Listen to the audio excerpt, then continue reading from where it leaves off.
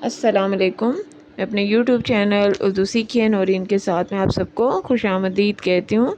آج ہم جماعت ہشتم کی نظم نعت کے اشعار کی تشریح کریں گے۔ یہ نظم کو اور نعت کو شاعر ساغر صدیقی کی تحریر کردہ ہے۔ آپ اردو ادب میں حمدیہ اور نعتیہ کلام کی وجہ سے اہم مقام رکھتے ہیں۔ آپ نے عشق رسول میں ڈوب کر بہت سی نعتیں لکھیں جو بہت مقبول ہوئیں۔ اس شعر کے پہلے مصرعے میں شاعر حضرت محمد مصطفیٰ صلی اللہ علیہ وسلم کی پیدائش کا ذکر کرتے ہوئے کہتے ہیں کہ محمد مصطفیٰ صلی اللہ علیہ وسلم آقائے دو جہاں سرور دو عالم ہمارے ہمدرد و غمگسار ہیں۔ آپ صلی اللہ علیہ وسلم دونوں عالم یعنی دنیا اور آخرت میں ہمارے مددگار ہیں۔ آپ بزم کونین یعنی دونوں جہانوں کی محفل سجانے کے لیے تشریف لائے۔ آپ صلی اللہ علیہ وسلم نے اس جہان میں بھی اس دنیا میں بھی نہایت ایمانداری سے دین اسلام یعنی اللہ کے پیغام کو ہم تک پہنچایا اور ہمیں عمدگی سے زندگی گزارنے کے طریقے بتائے، ہمیں خیر و شر کی باتوں سے آگاہ کیا اور خود بھی اسلام کے طریقوں پر عمل کر کے اپنی امت کے لیے راہ عمل متعین و مقرر کی۔ اگر حضور صلی اللہ علیہ وسلم کو قرآن کی عملی تفسیر کہا جائے تو بے جا نہ ہوگا، یعنی آپ صلی اللہ علیہ وسلم نے ہمیں کارآمد اور دین کے مطابق زندگی گزارنے میں مدد کی تاکہ ہماری دنیا سمجھ سکے اور آخرت میں بھی ہم گناہ گاروں کی شفاعت فرمائیں گے۔ آپ کی تعلیمات پر عمل کر کے ہی ہماری دنیا اور آخرت دونوں سمجھ سکیں گی، اور آخرت کے روز ہم اپنے نیک اعمال کی بدولت آپ صلی اللہ علیہ وسلم کے سامنے سرخرو ہو سکیں گے، اور آپ صلی اللہ علیہ وسلم اپنے دست مبارک سے ہمیں آب کوثر پلائیں گے اور ہم جنت میں اعلیٰ مقام حاصل کریں گے۔ اس شعر کے دوسرے مصرعے میں شاعر کہتے ہیں کہ آپ صلی اللہ علیہ وسلم اس جہان میں شمع توحید جلانے کے لیے آئے۔ آپ صلی اللہ علیہ وسلم نے ساری دنیا میں اللہ تعالیٰ کی وحدانیت کا پیغام پہنچایا اور فرمایا کہ اللہ ایک ہے، اس کا کوئی شریک نہیں، صرف وہی عبادت کے لائق ہے، اور آپ صلی اللہ علیہ وسلم نے اس پوری دنیا کو دین کی روشنی سے منور کیا تاکہ اس روشنی کی بدولت غفلت میں ڈوبے ہوئے لوگ سیدھی راہ پر چل سکیں اور اپنی آخرت سنوار سکیں۔ آپ صلی اللہ علیہ وسلم نے امت کو دین کے احکامات سے آگاہ کیا اور یہ خدا پر ایمان لانے کی ترغیب دی، اور نہ صرف تعلیم دی بلکہ خود بھی ان تعلیمات پر عمل پیرا ہو کر دکھایا۔ آپ صلی اللہ علیہ وسلم نے اللہ کی امانت یعنی قرآن مجید کو بحفاظت ہم تک پہنچانے کا فریضہ سر انجام دیا اور دنیا اور آخرت میں ہمارے مددگار ہونے کا حق ادا کر دیا۔ وہی ہمارا بھلا چاہنے والے ہیں، اسی لیے ہمیں بھی ان سے اپنی محبت کا اور ان کے امتی ہونے کا حق ادا کرنا چاہیے، اور آپ صلی اللہ کی بتائی ہوئی تعلیمات پر عمل کرنا چاہیے، صدقے دل سے آپ صلی اللہ پر ایمان لانا چاہیے۔ اسی صورت میں ہم ان کی شفاعت کے حقدار ہو سکیں گے، اور جو توحید کی شمع آپ صلی اللہ علیہ وسلم نے روشن کی ہے، ہمیں اس کی روشنی تمام عالم تک پہنچانی چاہیے، اور کوشش کرنی چاہیے کہ نبی صلی اللہ علیہ وسلم کے پیغام کو عام کریں اور ان کی تعلیمات کو مزید پھیلائیں۔ بقول شاعر: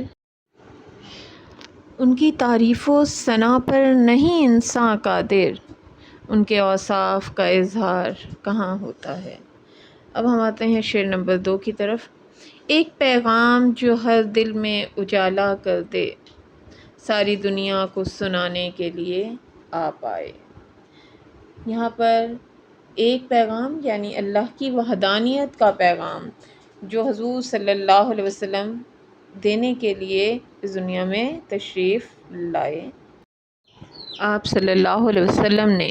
کفر و شرک میں گھرے ہوئے لوگوں کو اللہ تعالیٰ کا پیغام سنایا، انہیں سیدھی راہ دکھائی، تو یہ کائنات اسلام کے نور سے منور ہو گئی۔ اسی طرح آپ صلی اللہ علیہ وسلم کی آمد سے پہلے کے حالات آہستہ آہستہ تبدیل ہونے لگے۔ آپ کی آمد سے پہلے عرب معاشرہ جہالت کی تاریکی میں ڈوبا ہوا تھا، کائنات پر ضلالت اور گمراہی کی گھٹا ٹوپ تاریکیاں مسلط تھیں، ہر طرف کفر و الحاد کا دور دورہ تھا، وحشت و بربریت عام تھی، درندگی اور ظلم و ستم کی فضا میں حق پرستی اور پرہیزگاری مفقود تھی، غریبوں کی عزت محفوظ نہ تھی، غریب اور مساکین کی بری حالت تھی، طاقتور کمزوروں کی رگوں کا خون چوس رہا تھا، اور جس کی لاٹھی اس کی بھینس کا قانون اپنایا جاتا تھا۔ امراء برائیوں کے باوجود اپنی دولت کے بلبوتے پر صاحب عزت تھے، غریبوں کا کوئی پستان حال نہ تھا، وہ در در کی ٹھوکریں کھاتے، اگر کوئی یتیم ہو جاتا تو اس کے لالچی رشتہ دار اس کی مال و متاع پر قبضہ کرنے کے مختلف ہیلے بہانوں کو کام میں لیتے، غرض ہر طرف ظلم و جور کا بازار گرم تھا، لاقانونیت عام تھی اور طاقتور کا زور چلا کرتا تھا۔ تو حضور صلی اللہ علیہ وسلم نے اللہ کا پیغام لوگوں کو سنایا کہ وہی وحدہ لا شریک ہے، وہی عزت کے لائق ہے، وہی کن کہتا ہے تو کائنات میں تبدیلیاں وقوع پذیر ہوتی ہیں، وہی ہے جو اس کائنات کا نظام چلانے والا ہے، وہی ہے جو صاحب عزت ہے، وہی ہے جو صاحب رتبہ اور صاحب اختیار ہے، تو صرف اور صرف اسی کے آگے سجدہ ریز ہوں۔ اور یہ پیغام حضور صلی اللہ علیہ وسلم نے لوگوں تک پہنچایا، اور یہ ایسا پیغام تھا جس نے ہر دل کو روشن کر دیا، ہر دل کی تاریکی کو دور کر دیا۔ اور یہی پیغام شعر کے دوسرے مصرعے میں شاعر کہتے ہیں کہ اللہ کا یہ پیغام جو کہ حضرت جبرائیل علیہ السلام وحی کی صورت حضور صلی اللہ علیہ وسلم پر لاتے تھے، وہ تمام احکامات جس سے انسان حقیقتاً انسان بن سکتا تھا، وہی پیغام جس کی بدولت لوگوں کو اللہ تعالیٰ کی عظمت اور بڑائی کا احساس ہوا، اللہ تعالیٰ کے وجود کا احساس ہوا، اللہ تعالیٰ کی طاقت اور عظمت اور شان کا احساس ہوا، وہی پیغام حضور صلی اللہ علیہ وسلم سنانے کے لیے اس دنیا میں تشریف لائے۔ اور آپ صلی اللہ علیہ وسلم کی تشریف آوری کے بعد اور یہ پیغام عام ہونے کے بعد ساری دنیا سے لاقانونیت ختم ہو گئی اور لوگوں کے حقوق متعین ہو گئے، اور اس پیغام نے امن و سلامتی کو عام کر دیا، سکون کو عام کر دیا، اور لوگوں میں، غریبوں میں، یتیموں میں، مسکینوں میں زندگی کے آثار نمودار ہونے لگے، اور اس پیغام نے دلوں کو روشن کر دیا اور تاریکیوں کو دور کر دیا۔ بقول شاعر: کونین پہ وہ ابر کرم سایہ فگن ہے، چھائی ہوئی رحمت کی گھٹا سب کے لیے ہے۔ بقول شاعر: غریبوں کی جاں کو، یتیموں کے دل کو، سکون ہو گیا ہے، قرار آ گیا ہے۔ شعر نمبر 3: ایک مدت سے بھٹکتے ہوئے انسانوں کو ایک مرکز پہ بلانے کے لیے آپ آئے۔ اس شعر کے پہلے مصرعے میں شاعر کہتے ہیں کہ وہ انسان، وہ لوگ جو مدت سے بھٹکے ہوئے تھے، وہ آپ صلی اللہ علیہ وسلم کی تشریف آوری کے بعد آپ کی آمد سے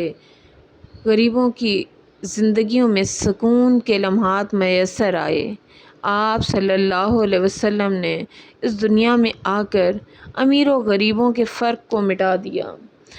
اور آپ نے غریبوں کے حقوق کے لیے آواز بلند کی اور فرمایا کہ اللہ کے نزدیک کسی امیر کو غریب پر تقویٰ کے سوا کوئی برتری حاصل نہیں۔ حضور صلی اللہ علیہ وسلم نے انسانیت کو پیار و محبت کا پیغام دیا اور امن اور بھائی چارے کا درس دیا۔ آپ کی تعلیمات کی بدولت وہ اہل عرب جو معمولی باتوں پر لڑتے جھگڑتے تھے، وہ ایک دوسرے کے خون کے پیاسے تھے، باہم شیر و شکر ہو گئے۔ اور آپ صلی اللہ علیہ وسلم کی آمد سے پہلے عرب معاشرہ جہالت کی تاریکی میں ڈوبا ہوا تھا اور کائنات پر ضلالت اور گمراہی کی گھٹا ٹوپ تاریکیاں مسلط تھیں۔ ہر طرف کفر و الحاد کا دور دورہ تھا، وحشت و بربریت عام تھی، درندگی اور ظلم و ستم کی فضا میں حق پرستی اور پرہیزگاری مفقود تھی۔ اکثر لوگ بتوں کی پوجا کیا کرتے تھے اور خانہ کعبہ میں 360 بت سجے ہوئے تھے اور ہر مقصد کے لیے انہوں نے الگ خدا بنا رکھے تھے اور ان کی پوجا کرتے تھے۔ بعض آتش پرست تھے اور وہ آگ کی پوجا کیا کرتے تھے، یعنی مختلف انداز سے وہ اللہ تعالیٰ کی وحدانیت کو نہ مانتے ہوئے اپنے اپنے خداؤں کی عبادت کرنے میں مگن تھے، مصروف تھے اور وہ اپنے راستے سے بھٹک چکے تھے، وہ اللہ کی توحید کو ماننے سے انکار کر رہے تھے۔ تو حضور صلی اللہ علیہ وسلم نے اللہ کی وحدانیت کا پیغام لوگوں تک پہنچایا اور اس سے ان کے دلوں کو روشن کر دیا۔ اس شعر کے دوسرے مصرعے میں شاعر کہتے ہیں کہ حضرت محمد مصطفیٰ صلی اللہ علیہ وسلم ان تمام بت پرستوں کو، آتش پرستوں کو اور تاریکی میں ڈوبے ہوئے معاشرے کے افراد کو ہدایت کی طرف لانے کے لیے آئے، انہیں ہدایت کا راستہ دکھانے کے لیے اللہ آئے، اور آپ صلی اللہ علیہ وسلم نے اپنی تعلیمات سے عرب کے جاہل اور ان پڑھ لوگوں کو مہذب بنا دیا۔ صحراؤں میں بسنے والی جاہل قوم معزز ترین بن گئی اور لڑکیوں کو زندہ درگور کرنے والے عورتوں کو باعزت سمجھنے لگے اور ان سے تعلیم محبت کرنے لگے۔ بکریوں اور اونٹ چرانے والے عالم دین بن گئے۔ تہذیب و تمدن سے عاری قوم دوسروں کی ہادی بن گئی اور ایک دوسرے کے خون کے پیاسے رشتہ اخوت و محبت کے پیغامبر بن گئے اور مہذب قوم کے شانہ بشانہ کھڑے ہو گئے۔ آپ صلی اللہ علیہ وسلم نے اسلام کی تبلیغ کے لیے محبت کا طریقہ اپنایا اور اپنی میٹھی زبان سے کافروں کے پتھر جیسے سخت دلوں کو موم کیا۔ آپ صلی اللہ کے وہ پیارے پیغمبر ہیں جنہوں نے پوری زندگی دوسروں کو محبت کا سبق دیا اور خود بھی اس پر عمل کیا۔ آپ صلی اللہ علیہ وسلم نے تمام بھٹکے ہوئے لوگوں کو ایک مرکز یعنی اللہ تعالیٰ کی طرف بلانے کے لیے، اللہ کے پیغام سنانے کے لیے اور مرکز ہدایت کی طرف بلانے کے لیے اپنی پوری زندگی بھرپور کوشش اور جد و جہد کی۔ آپ صلی اللہ علیہ وسلم نے اللہ کے دین کو عام کیا اور تمام لوگوں کو اللہ کی طرف راغب کرنے، ان کا پیغام سنانے اور اس مرکز کی طرف بلانے کے لیے بھرپور جد و جہد کی۔ بقول شاعر: تاریخ اگر ڈھونڈے گی ثانی محمد، ثانی تو بڑی چیز ہے سایہ نہ ملے گا۔